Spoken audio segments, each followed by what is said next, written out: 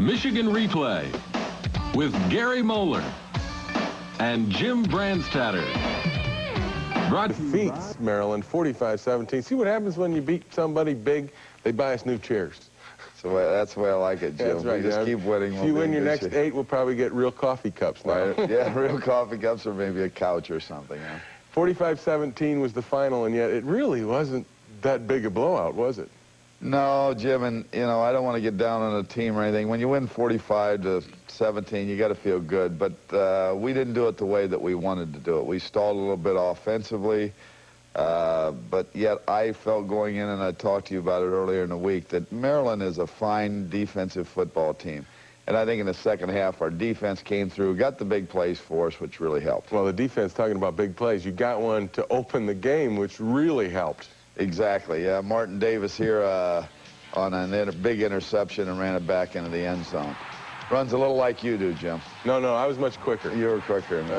I never wore high tops. That really bothered me. Well, you can imagine a kid gets a hold of a football that never even thinks about touching one, then scores a touchdown. He did a great job there, no question. But what hurt you maybe the most, in fact, Maryland ran on you, which you didn't expect to have happen. No, and this is the thing we never want to have happen. You know, we want a passing team to pass the ball, as crazy as it sounds, but we don't want this thing to happen because then you don't know what to defend.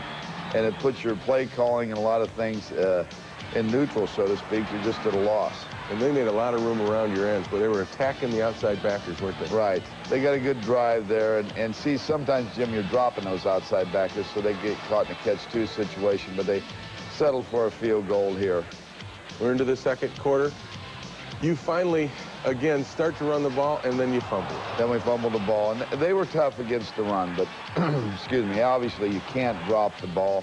And maybe we should have gone to the pass a little bit early, but things worked out. Here they just throw one up for grabs. That's one of 6 turnovers that we had.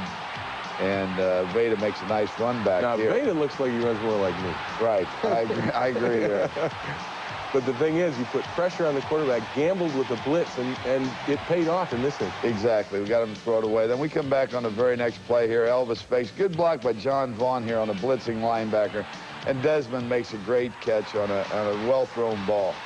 But, you know, you have to do those things when they're going to sit up there and play run all day. Is that one kind of like what you like to do? Do you make the big turnover and try to come back right away and hit the big play?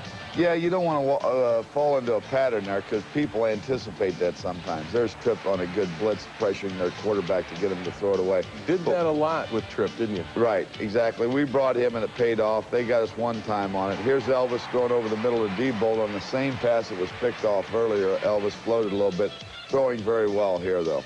And again, the throwing game in this instance now opens up the running game somewhat because they were stacked up to stop the run. Yeah, when they're running what we call downhill and those linebackers are just running into the backfield, it's hard. There's Desmond has a fine move here. And the other thing, Jim, is, you know, 21-1, Desmond Howard and Derek Alexander are fine athletes. And if we don't find ways of getting them the ball, it's a big mistake. John Vaughn breaks this off for a touchdown. 21-3 at this point, and you got to be feeling like, okay, things are going a little bit better because I'm running the football. Right, and we're up 21-3. We get great field position here. Force them to punt. Tripp fields the ball, brings it back, and drops it. Now we're in trouble. You want to talk turning point in a game and what kept it close, that was the play, right? Exactly, yes. You know, Tripp has been doing a good job running him back, trying probably too hard there, and then drops the ball. Now they're going to work this down into field position, score a touchdown. Here's another one of those runs. Those things, you know, we just can't accept. And they run hard. These guys are good here's running Vaughn. backs. This is one of the highly recruited backs of a couple years ago out of Maryland. And he's had knee surgery and just came back really for our game. There's a fumble, and Eric Knuth picks it up, and that was Tripp again on that blitz. Yeah, right. You run the blitz, they try to run into the blitz, and they turn it over to you. But again, you can't do anything with it. This had to be really frustrating. Right. There's another time where you could knock them out here, but we don't get it done. They come back then and start moving the ball through the air on you just before the half. You got to think like, man, what's going on? Exactly, and when there's a great catch by them, but then you get in a position where you're going to be up 21-17, and 7 of those points we got was on an interception. Now they come down. Now here's the big play, and this one was an ill-advised throw at best by their quarterback. Oops, right. I'm sorry, the next one. Yes. That's right before halftime here. And he goes to the corner, and Lance Staunton gets it. Lance made a good interception here. And sometimes, Jim, you know, you say, well, this guy's throwing so many passes and completing them. And when you're just throwing them, those things happen sometimes. 21-10 at halftime. 7 came from your defense. You're saying, this one isn't over. I got some room to go. And the thing, we tried to make a couple adjustments in the running game, which we thought we did that was going to work, and then they even came heavier.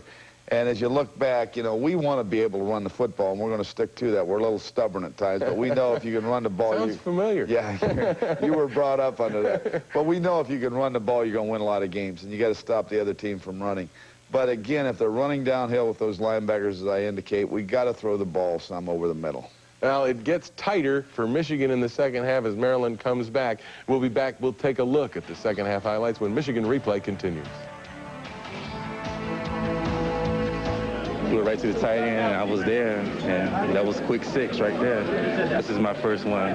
First touchdown, first interception, everything. Yeah.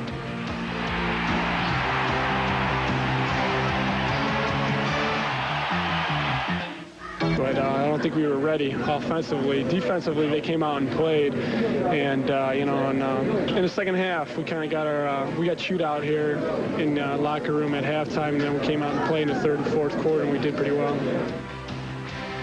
I heard the halftime chew-out speech was kind of a thing of the past. Apparently, you got after him a little bit after the first half, huh? Well, I didn't know if we were doing everything, particularly up front offensively, and as I said, I didn't like them running, particularly that ball around the end. And if we can run the ball, and they can, I'm a happy guy, but we just got to correct a few things. Well, the second half started, you got the ball because you deferred and then can't do anything with it, and then all of a sudden your worst nightmare starts to happen. Exactly. Well, we thought we had straightened out at halftime. We didn't move the ball, as you said, and they go right down the field and score. Most of it was a little passing. This you don't mind too much. You were stopping the run a little better. Right. But they hit 4 big passes here, and as you said, Jim, you know, they're throwing it around and they're catching it. Now pretty soon we're going to catch it, and that makes the difference. But here's a busted coverage, and they hit a guy wide open in the flat on a short pass, and he just runs too far. And he shouldn't be that wide open. No, no. They come back and again go back to the air and hit an out cut down close to the goal line. Now you're in big trouble. Right. And then they pound this one in with a good run here, jumping over the top, and they bring it 21-17. Key thing here, though, I have to give our kids credit. Our kickoff team went in there. Alexander brings one out to the 40-yard line, and we come right back with a good score. So that took a little wind out of their sails, so to speak, and give us a little momentum. You want to talk about, again, a key possession in a ball game. You answer them right back, and you do it right. We had to do something. Here's John Vaughn making a nice run here for about 20 yards. Then we come back, and Elvis hits, I believe this is the one where Elvis hits Desmond Howard on a little play-action pass. Did a good job right there, good timing on the throw. Did you do something in particular? You went to a single back with 2 tight ends. Did it create a better opportunity to run? Well, I think we spread them out a little bit, helped us there, and then we had them covering some flanks there that we weren't utilizing. Here, Bunch on the blitz catches the ball. We just uncovered.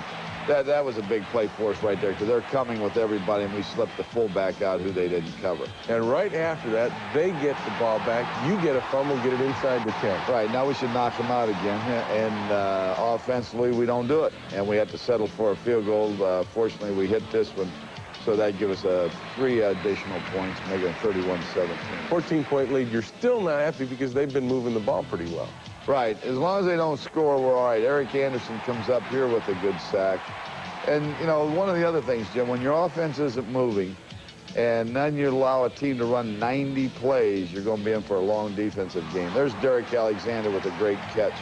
He's just getting better and better, isn't he? Yeah, I think so. He's a young kid, just needs experience, has great athletic ability. Here's John Vaughn going up the middle. I'd like to see that about 10 more times today. Less than 200 yards today, less than 100, so maybe back to earth a little bit. This right there, that's one of John's better runs in this game. It's only a 2-yarder, but he leveled off, you know, since you could say he smelled the goal line, he put it in there.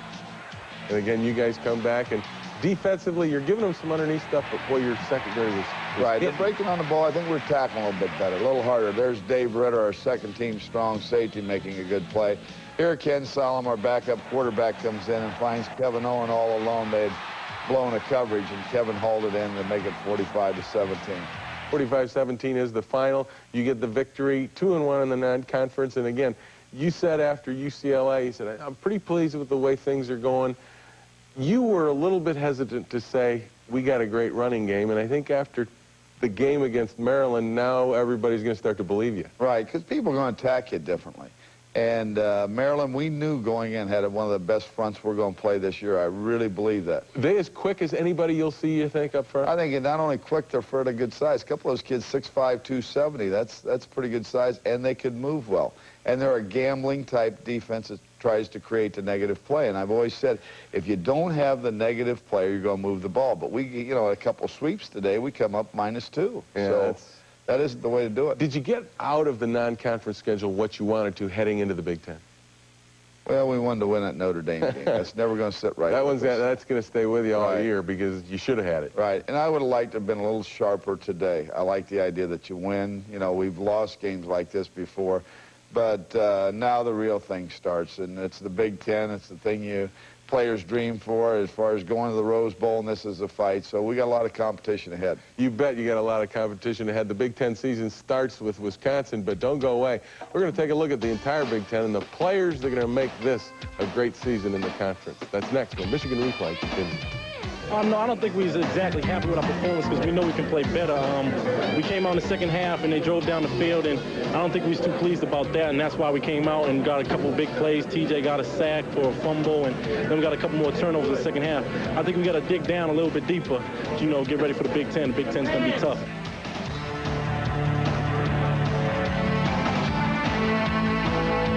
Will run into a pair of the better defensive tackles in the league in Don Davey and Dan Batch. They are the strength of Barry Alvarez's new and improved Badger defense. But if you want to look at who's loaded, look to Illinois. 9 All-Big Ten first-teamers return this year, and 5 of them call Champaign their home. Nose guard Mo Gardner is maybe the league's most dominant defensive force, but they've also got Derek Brownlow, Mel Agee, Henry Jones, and Marlon Primus returning as all-league talent. Iowa also has a leg up on the defense with 3 outstanding returnees. First-team selection, Jim Johnson joins second-teamers Merton Hanks and Matt Rulin as a threesome that will lead Hayden Fry's Chargers into the conference schedule, and they'll make an impact on an improved Iowa team. Michigan State has built the program under George Perles on defense, and this year shouldn't be any different. Carlos Jenkins is an outstanding outside backer, and Mike Iaquinello solidifies their secondary. At Ohio State, outside linebacker Alonzo Spellman exploded into the league as a freshman last year, and this year they're expecting Lawrence Taylor-type plays from him. Purdue's defense may be a bit soft in some places, but not at middle linebacker, where 2-time All-Big Ten performer Darren Trebe makes big plays on a regular basis. Up front at Minnesota, the Gophers look to Mike Sunvold for big plays, and more often than not, he delivers in a big way. And at Indiana in the secondary, Mike Dumas has been a fixture for 3 years, and in this, his senior year, he'll be playing at his peak. There's no question the league is talent-laden on defense, and the Wolverines must meet all the players just mentioned. On offense, the picture doesn't change much. There are plenty of guys who can hurt you, and the job of stopping them won't be easy. Big offense is usually led by veteran quarterbacks, and in the conference, that means you look to Michigan State, Ohio State, and Iowa. The Buckeyes' Greg Fry is experienced and smart and a huge asset to John Cooper's crew, while Spartan Dan Enos has a full season under his belt and a much better handle on the Michigan State offense to freewheel and make the pass a more potent weapon. Hawkeye Matt Rogers had a rough season last year, but he gained valuable experience and is much improved. The running backs in the conference seem to come in pairs. Iowa's Tony Stewart and Nick Bell are the most dangerous 1-2 punch. But don't look past Michigan State's Tico Duckett and Highland Hickson, who give the Spartans a very potent ground game. Ohio State fullback Scotty Graham is the Bucs' bread and butter guy, but he's joined by freshman Robert Smith to give Ohio State tremendous balance. One guy who plays like two is Illinois' Howard Griffith. He scored 8 times himself against Southern Illinois, breaking a record held by the legendary Red Grange. In the receiving department, the conference is loaded with talent. Michigan State's Courtney Hawkins is an Andre Rison-type receiver, and he's joined by James Bradley for a great pair of outside threats. While at Indiana, Rob Turner is coming back after a year of ineligibility, and it looks like he hasn't lost a step. Purdue's Tony Vincent and Rod Dennis are the big play receivers in the Boilermakers run and shoot, and they're both very dangerous. Illinois' Sean Wax is the go-to guy in John Makovich's scheme of things in Champaign. Ohio State's Bobby Olive is very capable for the Buckeyes and gives them a big play threat outside. It's a very definite big year in the Big Ten, and Michigan must play them all except Northwestern, which means the road to a third straight title will be the toughest of any other team in the league. It certainly isn't going to be easy opening with Wisconsin, but in the Big Ten race, as you look at it, the contenders, Michigan State and Ohio State, probably have the biggest break because they don't meet each other. You got to play them all. Exactly, and that's, in a way, that's just not fair. I think if you're going to have a true champion, everyone should play. But, we had the same situation last year, which would have been a very interesting game, Ohio State and Michigan State. Don't you love it how the Big Ten schedule people puts Northwestern off of your schedule? I mean, don't you wish that... They'll replace them someday with Penn State. Yeah, I know, and then you got the toughest schedule in the country. But, you got to play with the cards that are dealt to you, Jim, and we just got to get after this thing. We got to get a good attitude. We know Illinois, Michigan State, and Ohio State are going to be good teams. But Indiana and Iowa have shown some great signs. And you got some talent. We see in that report. There's some guys in this league can hurt you both offensively and defensively. Oh, yeah. It's not just sit back and run it up in there and 10-7 scores anymore. You've been around it 21 years. Is it as balanced as you've ever seen, do you think, Coach? Well, I think it is, Jim. And, when we started 10 years ago and we started eliminating, or the grant and aids are not eliminating them, but cutting the numbers down, that spreads out the talent a little bit. And, yeah, there's a lot of balance today. A lot of balance. And the balance starts in Wisconsin next week. The scouting report is next when Michigan Replay continues. Yeah, we're looking forward to the Big Ten because we had the first chance to make history, three-peat, outright Big Ten championship, and I think it's going to be a big season for us this year. We got a lot to look forward to.